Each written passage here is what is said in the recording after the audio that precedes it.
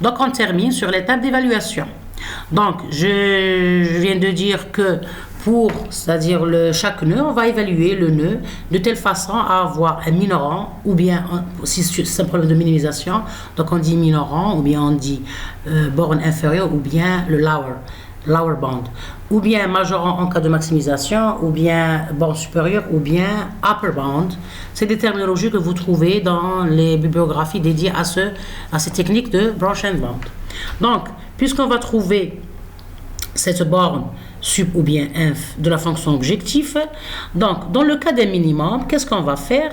L'évaluation du sous-problème, elle doit être inférieure ou égale au minimum de la vraie fonction, ou bien de la fonction objective du problème d'origine. Pour le cas de maximisation, l'évaluation du sous-problème SI doit être supérieure ou égale à l'objectif du problème, c'est-à-dire de la fonction objective du problème considéré. Bien, donc l'évaluation est souvent effectuée sur un problème relaxé. Donc ici, rentre la notion ou bien le concept de relaxation. En général, le problème, c'est-à-dire d'origine, c'est un problème un peu difficile ou bien un peu complet. Sa résolution, elle est difficile. Donc pour pouvoir le résoudre, on va essayer d'utiliser des techniques ou bien des algorithmes qui existent déjà et qui nous donnent une solution. Donc comment? On va essayer de relâcher, d'étendre ce problème vers un espace plus large. Donc, comme son nom l'indique, relaxer, c'est relâcher, donc c'est étendre, c'est élargir. Donc, au lieu d'explorer l'espace de recherche obtenu, on va l'élargir, on va le mettre dans un espace plus large. Dans quel but? Pourquoi faire ça? Parce que cet espace plus large, c'est-à-dire on connaît des techniques qui explorent ce type d'espace de recherche. Parce que l'espace de recherche du problème original, il est difficile à explorer. Donc, pour pouvoir ou bien il n'existe pas de technique à mieux l'explorer. Donc, on va l'élargir ou bien dans un espace dont on connaît des stratégies de recherche. Donc, la relaxation permet de passer de contraintes complexes à des contraintes faciles à manipuler. C'est algébrique, mais géographiquement, ou bien géométriquement, bien graphiquement, c'est de passer vers l'espace du problème original, vers un espace plus large qui est facile à explorer. Bien. Par exemple, on a la relaxation linéaire qui est la plus utilisée ou bien la mieux utilisée, c'est-à-dire relâcher les contraintes d'intégrité. Ça permet de travailler avec des variables réelles au lieu de variables entières. Donc c'est dans les problèmes linéaires en nombre entier. C'est des problèmes, malgré qu'ils sont linéaires, mais puisque le domaine de solution est un domaine discret, c'est-à-dire c'est des nombres entiers, donc la recherche elle mène à une explosion combinatoire. Donc pour pouvoir, ou bien on n'a pas des techniques précise pour le résoudre.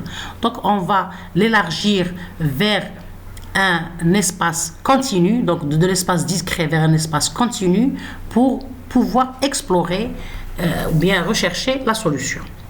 Donc, une fois l'évaluation, donc on a le problème. Donc, en général, on utilise la relaxation pour pouvoir utiliser des techniques d'exploration de ce nouvel espace. Bien, donc une fois que l'évaluation de chaque nœud est effectuée, on a deux cas possibles. Ou bien l'évaluation du nœud courant, elle est supérieure ou égale à la fonction objectif, alors FI ne contient aucune solution optimale, donc ce n'est pas la peine de continuer l'exploration de cet espace, on va le supprimer. Ou bien l'évaluation, elle est inférieure, bien sûr dans le cas d'une minimisation. Ou bien l'évaluation, elle est inférieure, donc on a obtenu une solution inférieure meilleure, donc on va tester bien sûr l'admissibilité, donc comme quoi c'est une solution qui appartient au domaine admissible, et on va reséparer le problème en des sous-problèmes et refaire la procédure. Bien, donc ici c'est une image que j'ai empruntée à une biographie que je cite à la fin, qui nous montre l'arborescence ou bien l'arbre du branch and bound. Donc puisque la recherche, elle construit dynamiquement un arbre, bon, puisque la recherche elle est arborescente, c'est-à-dire que dynamiquement, au fur et à mesure, on dit que la recherche, c'est-à-dire le processus de séparation, construit dynamiquement une arborescence, c'est-à-dire que au fur et à mesure que l'arbre est construit, au fur et à mesure des itérations de l'algorithme branch and bound. Donc, cela dit que l'algorithme branch and bound est un algorithme itératif. Donc, on a plusieurs itérations c'est-à-dire que plusieurs itérations. Donc automatiquement, c'est-à-dire tout au long des itérations, il y a la génération de la structure de l'arbre. Donc on va détailler cet arbre-là. Donc on a la racine qui contient le P0. Le P0 c'est quoi? Le P0 c'est le problème relâché du problème original. Donc au début réellement on a un problème P. D'accord? Donc on a dit que pour mieux l'explorer, parce que c'est un problème difficile à résoudre, on va essayer de le relâcher, de l'étendre en utilisant des relaxations, des techniques de relaxation dont on va parler par la suite. Donc on obtient un problème relâché ici. Donc c'est-à-dire c'est la racine de l'arbre. Donc la résolution de cette relaxation, ou bien de ce problème relaxé, ou bien relâché, ou bien étendu, va nous donner une solution initiale, une borne de départ. C'est une borne sup en cas de minimisation et une borne inf en cas de maximisation. Et plutôt une borne sup en cas de maximisation et une borne inf en cas de minimisation. Donc on a la racine ici et on va séparer. C'est-à-dire qu'on va séparer. Donc on remarque ici qu'on a 3 flèches qu'on a séparées en 3 sous-ensembles. On pouvait séparer jusqu'à K sous-ensembles. Donc pourquoi? C'est-à-dire la question qui se pose, est-ce qu'on sépare en 2, en 3, en 4, en X? Donc cette notion de séparation, c'est selon le problème considéré. Bien. Donc on va séparer notre problème original c'est-à-dire le problème relaxé en plusieurs sous-problèmes, c'est-à-dire jusqu'à PK. D'accord? Donc ça va générer des nœuds. Au niveau de chaque nœud, on doit faire une évaluation. On doit évaluer la borne du nœud. Dans quel but? Pour savoir si est-ce qu'on va continuer c'est-à-dire est-ce que la solution se trouve dans ce sous-ensemble-là ou non. Donc vous voyez que l'évaluation va générer plusieurs types de nœuds. Les couleurs là montrent ces différents types de nœuds. Donc ça peut donner directement une solution si la solution se trouve dans ce sous-problème PI. Ça peut nous mener, donc c'est le bleu, c'est une solution, ça peut nous mener à un nœud supprimé, on va le supprimer. Pourquoi? C'est-à-dire on a la garantie, selon bien sûr la borne calculée, que ce sous-ensemble-là, bien ce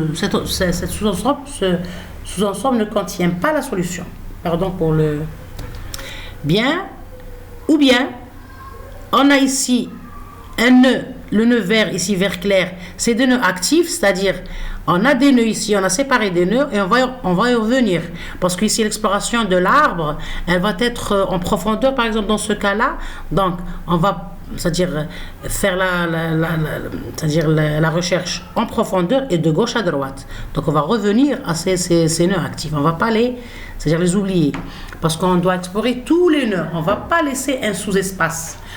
Peut-être qu'il va contenir la solution. Donc, on va explorer tous les sous-espaces. On va supprimer un sous-espace lorsqu'on a la garantie qui ne contient pas la solution.